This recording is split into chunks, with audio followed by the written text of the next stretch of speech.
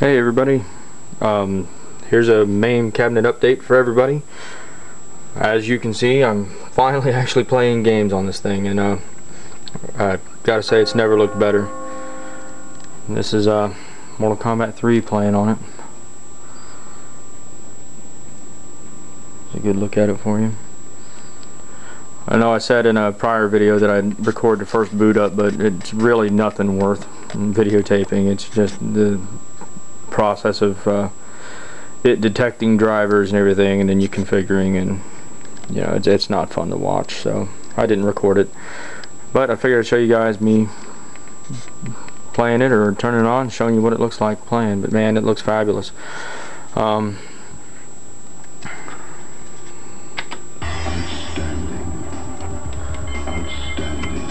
mean, it feels just like and plays just like a real arcade machine. I'm really happy with the way it turned out.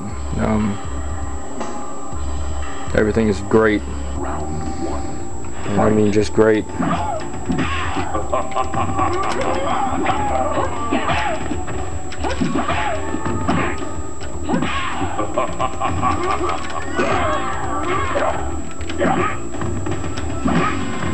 But yeah, I can't play one-handed.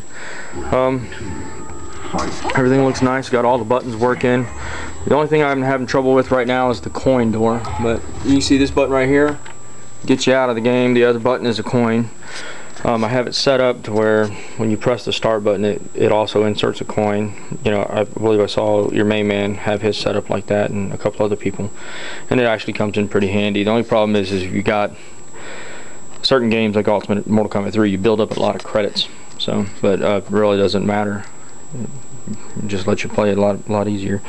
The coin door, for some reason, it's not picking up the tokens or the quarters when I put them in. I'm not sure what the deal is. You have to do something special.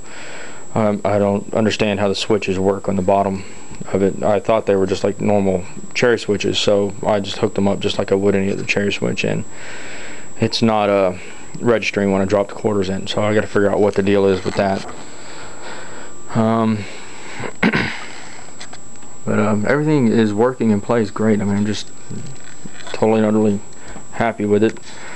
The arcade VGA card is pretty damn simple to install. You know, you just put it in and set the drivers in, and it's ready to go. I mean, I really didn't have to do hardly anything to this once I got the parts in.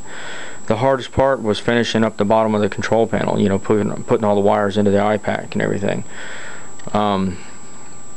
As far as hooking up the monitor, you know, I bought two different cords. I bought the breakout cable from Ultramark, and then I also bought the one with the amplifier in it. And I'd read in a couple places that with a Wells Gardner monitor you don't need an amplifier. You can play it without one. And then I've also heard other people say, well, yeah, the image is kind of dim. You probably ought to get one to make the image more vibrant and all that. Well, right now I'm playing it without the amplifier. I have the amplifier, I bought it, but I hooked it up this way, and it was just as easy as plugging one cord into the monitor and the other end into the PC. It was a very, very simple hookup. The only catch is you got to have the brightness all the way up on the monitor, because yes, it is dim, but with it all the way up, to me it looks great. It looks spot on. It's perfect. So, you know, I'm just going to keep the amplifier for something else. But yeah, it's everything. I mean, everything works so great, and it is very, very, very fun. I'm trying to think of a word to describe this thing, but I'm very happy. Big thanks to like your main man, everybody that's helped me out and inspired me to do this.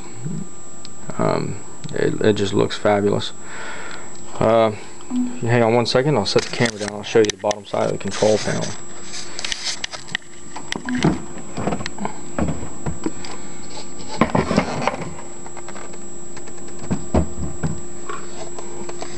Alright,